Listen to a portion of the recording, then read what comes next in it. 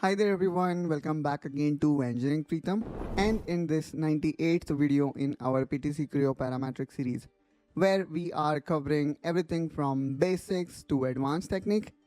If you are new here and want to start from beginning, then be sure to check out the playlist link that I have added in the description of this video.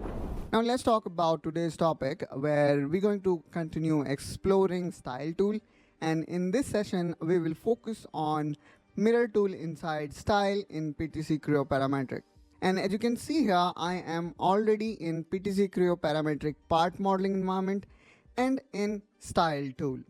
So mirror tool is actually inside this curve group, and we actually need to expand it by clicking here on the bottom, and there we go. So here you can see this is mirror tool.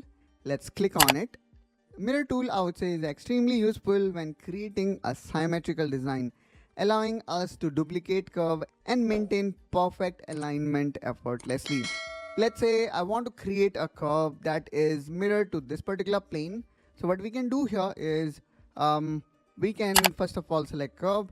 So in order to select curve, make sure that you click on this particular option and then select curve, then hit the plane. And the good thing here is you do not need to make this plane an active plane. Okay, let's click on it, and as soon as you click on it, and here we go, we can see the preview of this curve here on the left hand side. Now all we need to do is we need to hit OK. Now let's try making some adjustment in this particular curve. So now what I'm going to do is I'm going to make, let's say, this particular adjustment, and you can see here as soon as I am making changes here, the mirror curve is also getting updated dynamically. So that is really nice. Now let me hit OK. And here you just saw we do not even require to update it. It is that awesome, guys. Mirror tool is useful for creating symmetrical product design, help us in automotive, aerospace and industrial design where symmetry is crucial. And you can actually go autopilot because it also reduces human error.